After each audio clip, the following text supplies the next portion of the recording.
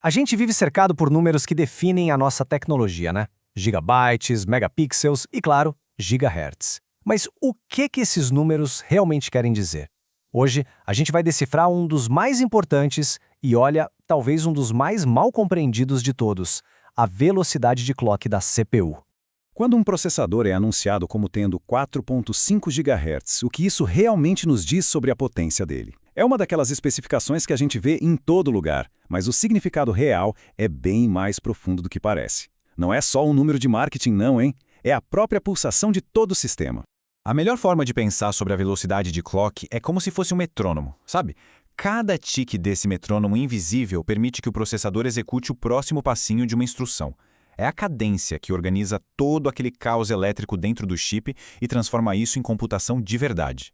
Então, vamos começar pelo básico. Esse ritmo, esse batimento cardíaco do silício, não é um mero detalhe técnico. É a base, o fundamento sobre o qual toda a computação moderna foi construída. Sem ele, simplesmente nada funciona. Imagina tentar reger uma orquestra com bilhões de músicos, mas sem um maestro. Seria um desastre completo.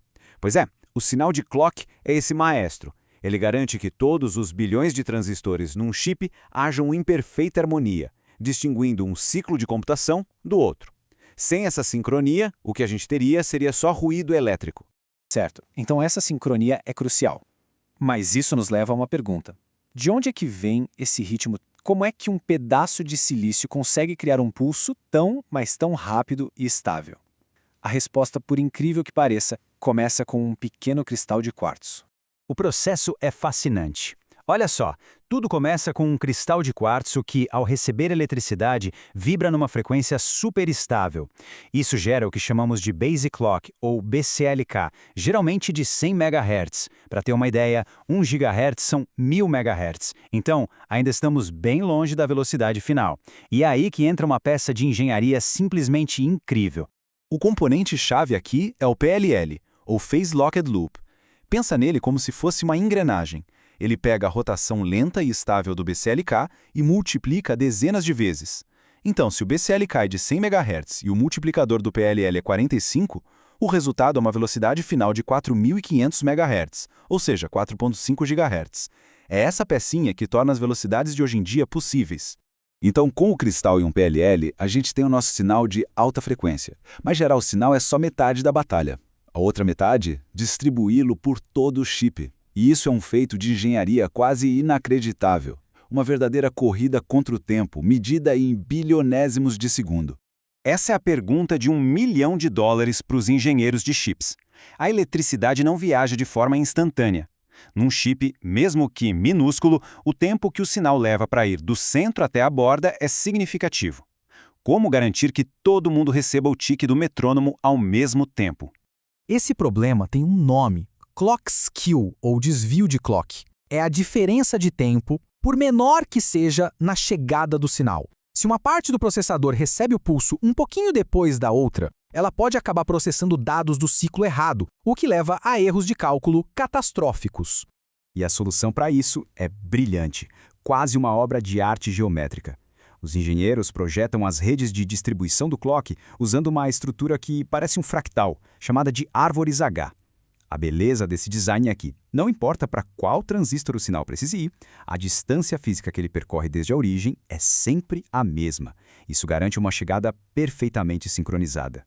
Agora que a gente já entendeu toda a engenharia por trás da criação e da distribuição de um sinal de clock estável, podemos finalmente abordar o mito mais comum de todos: a ideia de que mais gigahertz é sempre melhor.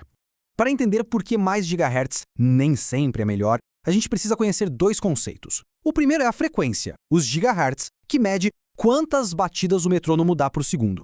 O segundo é o IPC, instruções por ciclo, que mede o quão eficiente é a arquitetura, ou seja, quanto trabalho útil o processador consegue realizar a cada batida.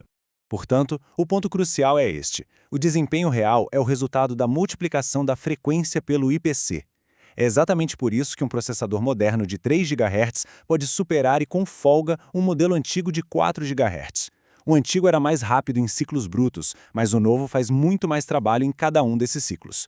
Essa relação entre velocidade e eficiência nos leva a um tópico fascinante: como os entusiastas ajustam o motor dos seus processadores e quais são os limites físicos que governam todo esse processo.